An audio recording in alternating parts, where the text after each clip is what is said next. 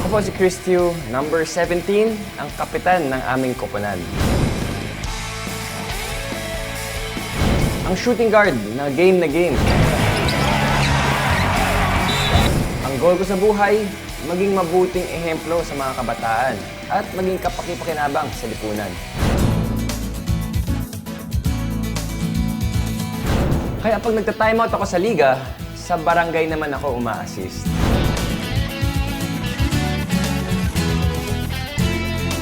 Panay din ang aking shoot.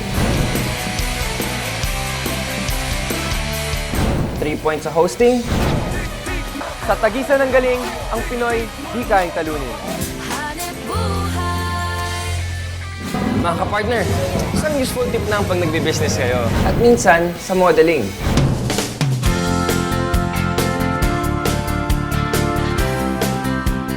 Ako po si Christiu at sundan yung aking buhay sa likod ng camera dito sa Follow That Star.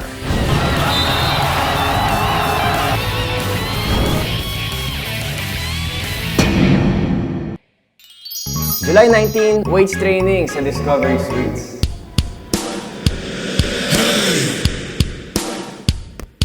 Tayo?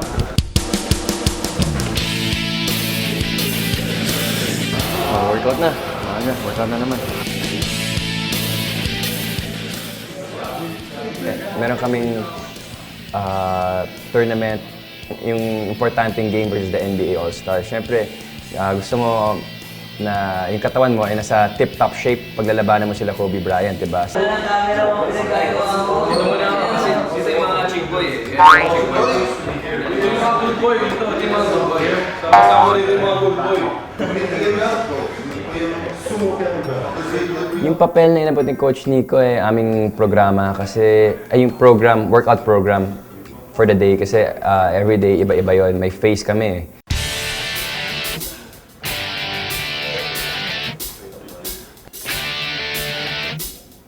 Yan, patapos na yung weights program natin, so pwede nang bigatan konti yung binubuhat kasi naka-warm up na. Siyempre, kailangan magsimula.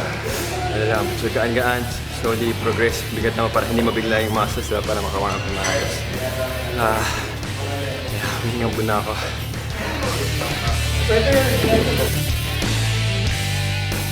Coach Nico, that's Coach Nico. Say hi, Coach. Hey, hello guys. How you doing? Oh, they're following you guys. From Belgium, right? That's it. Belgium. Our strength and conditioning coach. Straight back. Fire those glutes. That's it. It's all about that. Very important, coach. Give me the muscle. Straight back. That's it. Nice form, don't. Perfect. Alam niya yung programa and yun, may mga certain drills na pinapagawa siya, exercises pinapagawa siya.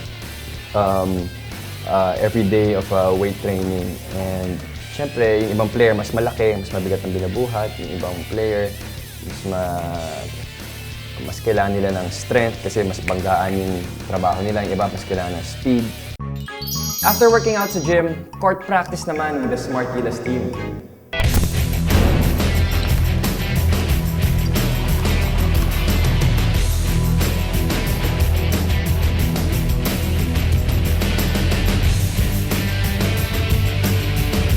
Napansin nyo sa start ng practice, dito yung big man sa kabila, lahat ng small guys dito. Kasi sa simula ng practice namin, hinihiwalay yung mga big men tsaka small men para makafocus sa particular drills at saka skills na dinidevelop.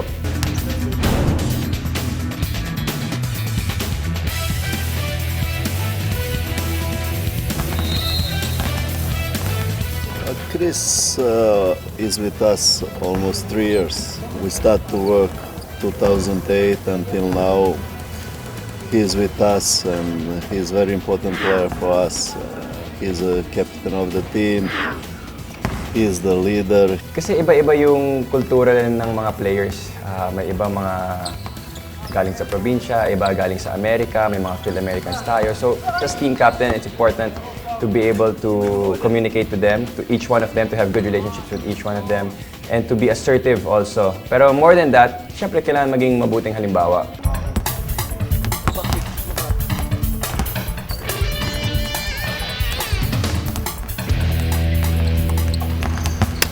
sa pag-practice, kailangan mataas yung standard mo para pag-game.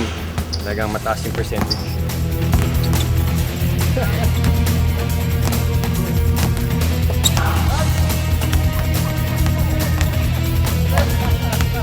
Ang galing how he manages his time. So hopefully magpapadraft siya sa PBA. I mean, it's very good for the league na someone like Chris Chu be there. Sets good example for the kids.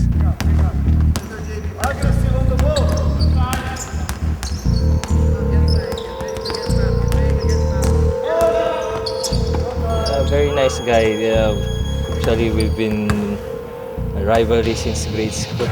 I've been playing with against him and even on the college days. But here in Gilas, I get to know him much better. And he's a very good guy. Very busy man.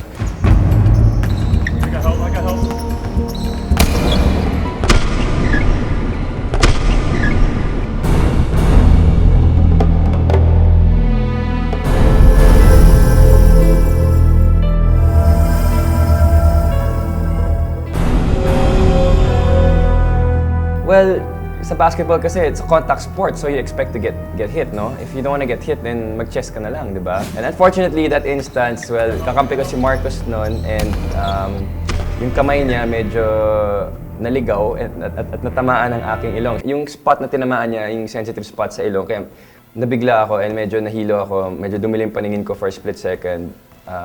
Pero after a while, I was able to settle down.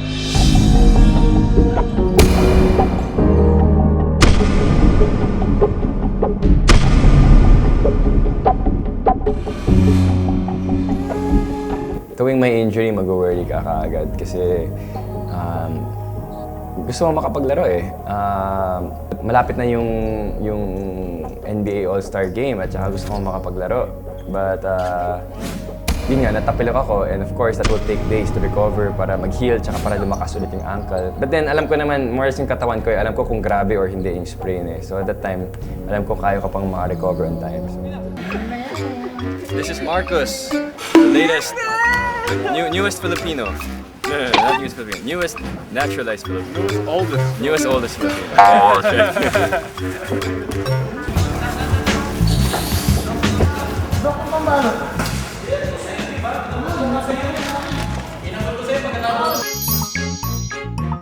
Ayan, tapos na yung practice and kailangan smart gilas mag-race na event kaya naka-uniform ulit kami para bisitahan yung event sa Etchishang. Ano, sama kayo? Ha? Tara.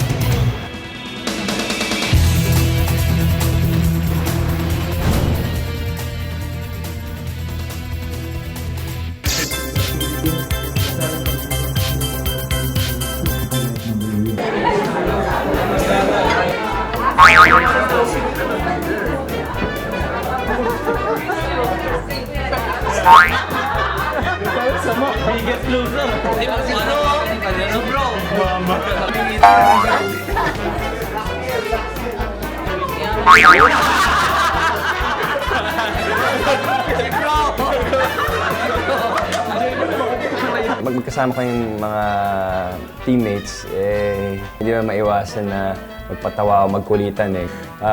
So nakita ko sarili ko, pag nag-gain ako ng 100 pounds pa, ano yung itsura ko.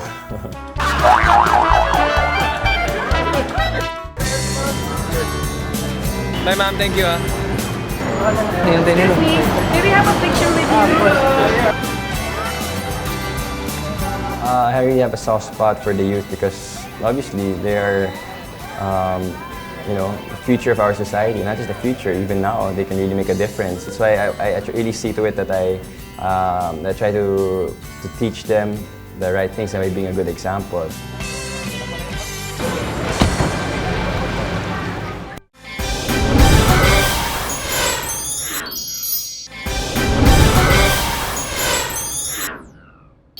July 20, usapang business sa Hanep Buhay.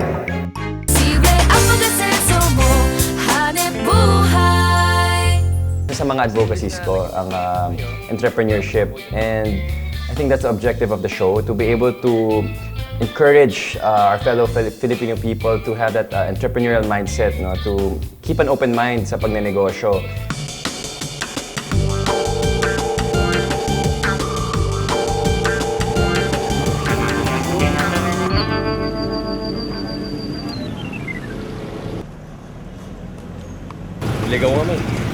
natin. Pagkadating ko sa aming location, ay hinanap ko kaagad ang aking makeup artist at yung staff ng Hanip Buhay para agad na masimulan yung aking pag-makeup at masimulan na yung pagsispills. Dahil meron kaming oras na hinahabol, marami kaming gagawin for that day.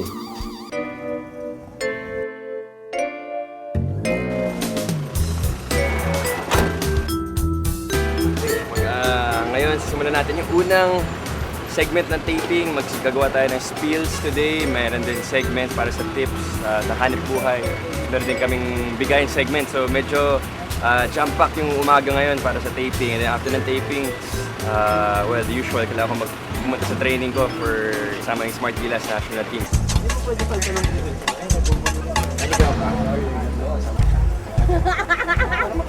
Pagdating ko sa set, nandun na sila Love at saka si Direk at humingi ako ng pasensya dahil na-late ako. At normally, hindi ako na-late, alam nila yan.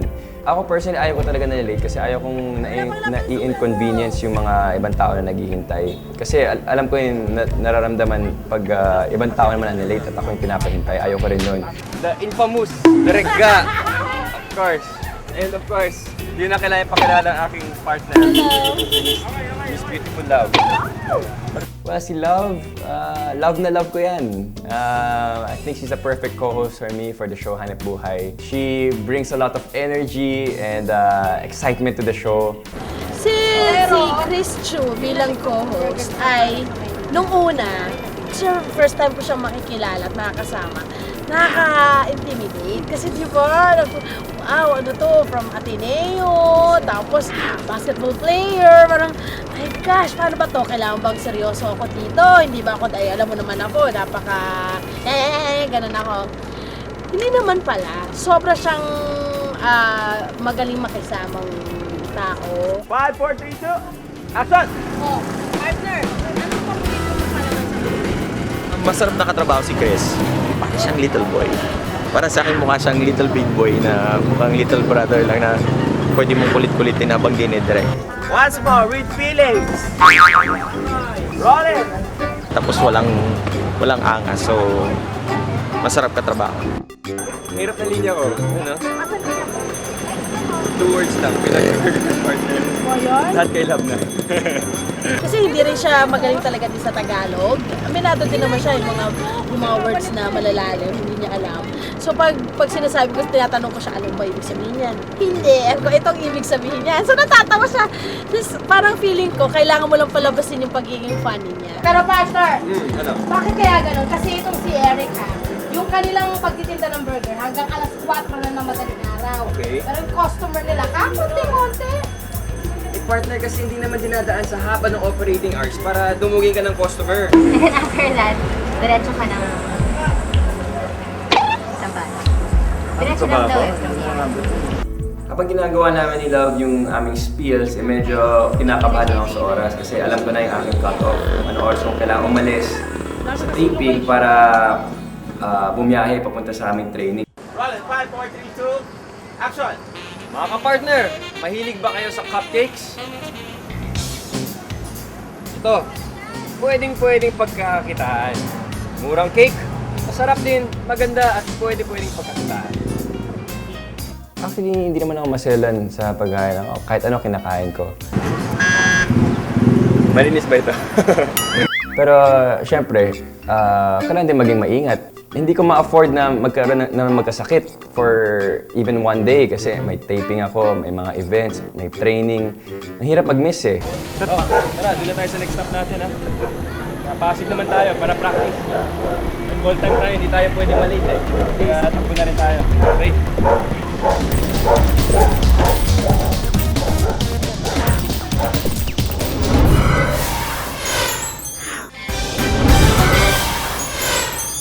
Kailangan na mag-double time para hindi malate sa Smart Gilas training. As usual, call time namin is 1 o'clock before practice. So, dito na kami sa Ultra, yung mga teammates ko. Iba nagta-tape, nagpapa-tape, nagsa-stretching, iba nagsa-shooting na doon. Go-warm up para by 2 o'clock start na kami. Okay, so for now, gibase muna ako.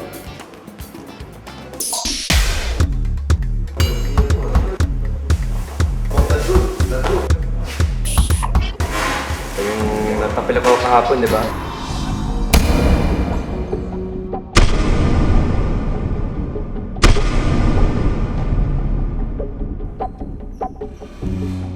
So, kailangan medyo kapalan yung tape.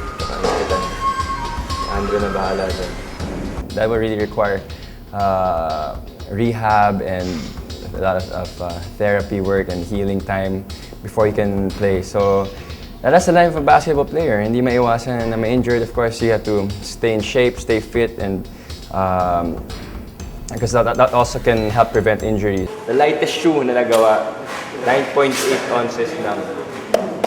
Kaya ganyan tumalon si Japet eh. Di ba, Jap? Pero ito rin ginagamit ko, pero pag ano lang, ginagamit ko ito pag game lang kasi syempre sayang ako, baka malaspag pag practice eh. Syempre may tuwalya, extra shorts, medyas, soap, deodorant. Ako mismo naglalagay ng mga gamit ko sa bag everyday. Kasi umuwi ako late na. Kasi gusto ko na nakaayos na yung gamit ko bago pa matulog para pagising, dire-diretso na. Kasi syempre it takes time also to pack and to think of what you're gonna wear for you know, shoots or events and practices. Kasi medyo OC rin ako eh. Gusto ko na alam ko na nilagay ko dun sa bag ko para hindi makalimutan. Okay, let's go. Shooting na tayo. Sir, sarap yan ah. Si Dylan, marunong mag-relax bago mag-practice. Masapin mo naman sila, mga kapuso namin. Hello mga kapuso.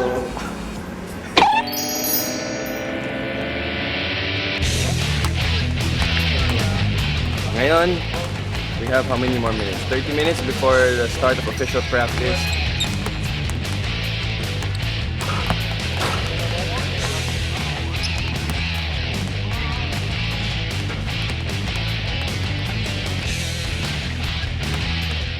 Sabi nila, yung strength ko, I think would be, I guess one would be my outside shooting. And I've tried to develop also other facets of my game, not just to be too one-dimensional, hindi lang puro shooting. Siyempre, nag-drive din ako, mahilig din ako mag-penetrate, tsaka mag-assist.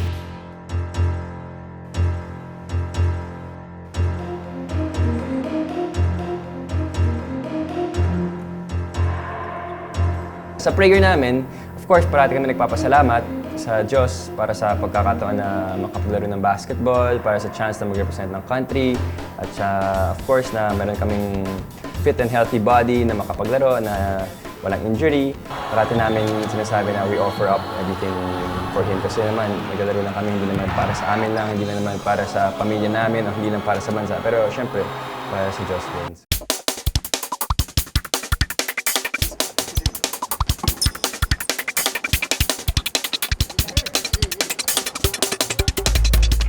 Well, nakakapagod talaga physically yung nagpa-practice ka with the team. Especially kay Coach Raiko Taraman. Parang walang light day sa practice. Every day, hard parate. And gusto niya every drill talagang go hard. Kasi perfectionist nga siya, which is good also. It's really good for us.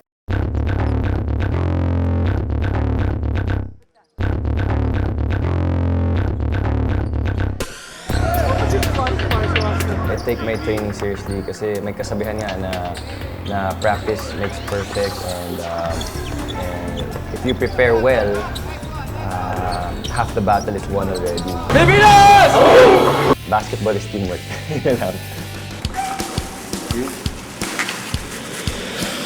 Ito si Bro, ating maaasahan. Ayos yan para iwasan na mag-swell up yung ankle.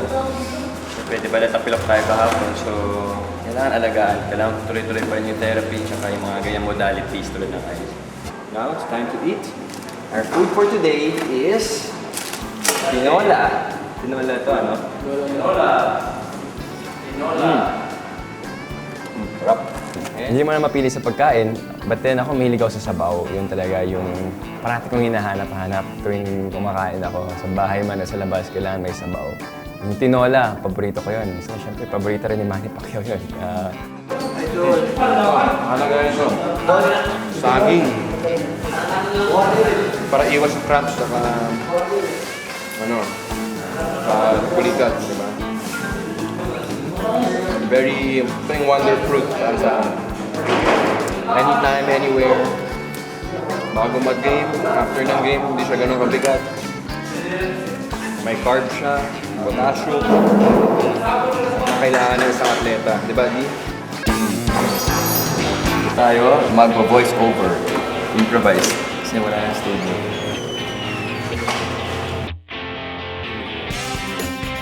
Mga partner, mahilig ba kayo sa cupcake? Alam niyo ba ang pwede itong pagkakitaan? Tinanong ako kung pwede ako mag-voice over. Pupuntahan naman daw ako after practice. At usually naman yung mga scripts Hanep Boy hindi ganun kahaba, hindi nakakapagod masyado. So, okay lang. 5-10 minutes lang tapos na yun.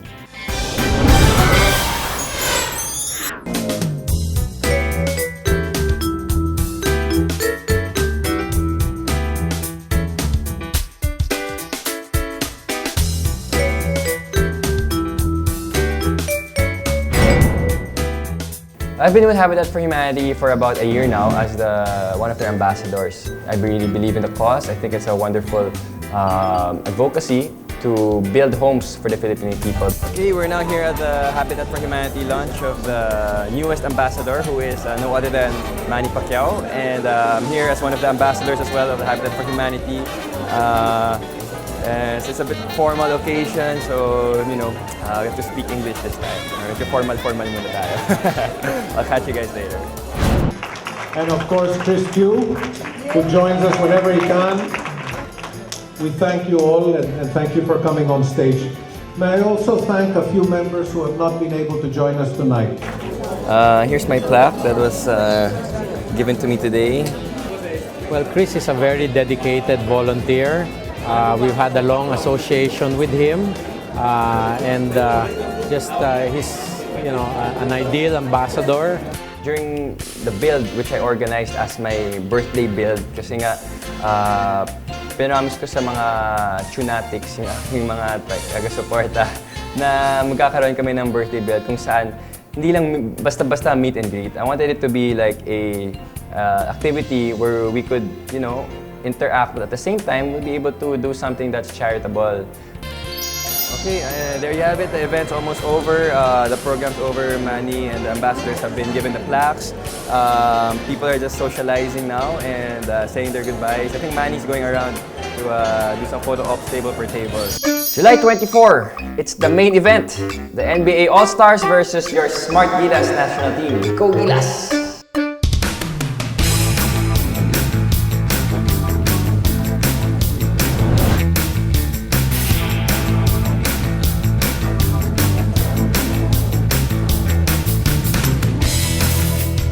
So I just want to see how far and how good the Gilas team can go.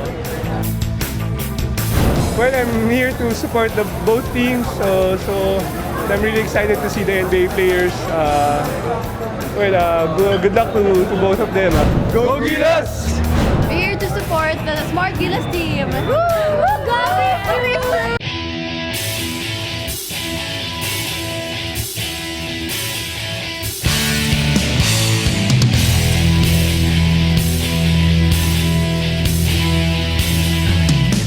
Actually, honestly speaking, hindi ako masyado na starstruck during the game itself. You're so focused, you want to win. You just play hard and, kung sino man kalaban mo, it's the same thing. You play hard. Marami unforgettable moments. Nung binabantayan ko si Kobe, pinapostehan niya ako. But of course, nashutan niya ako, di ba? Ano magagawa ko? There was one time after the timeout, Kobe was in his position and I went to walk to him and so nilapitan ko siya and go, "Hey Kobe, what's up?" Tapos tinignan niya ako, "Hey man, what's up?" Kinalabit niya ako din sa chest. Siyempre, kinilig ako, di ba? Ginawa ni Kobe, "Hey, what's up?" And then siyempre, tapos na wala, laro na ulit. We just wanted to be competitive and hopefully win, di ba? But it didn't happen, we didn't win. But I think what's most important is that we knew that we're able to compete against these guys. They're the best in the world. This is, we athletes can really learn from is the love and passion for the game. Nakaiba eh. At after the game, I guess yung isa pang unforgettable experience, yung napapirma ko yung aking sapatos sa Big Fork. I-retire ko na yung sapatos ko na yun. Frame ko na yun. Nalagay ko sa kwarto ko. Kasama ng mga pictures. I think that's once in a lifetime experience. Great show. Sobrang successful. Class experience. syempre once in a lifetime. Di natin masabi kung kailan mangyayari ulit. Dikit nga yung score. Mukhang maganda, mukhang pinusuri ng Smart Gilas yung laro. Entertaining. Magaling yung NBA, pero magaling din yung Gilas. Very good team. Gilas team, we love you!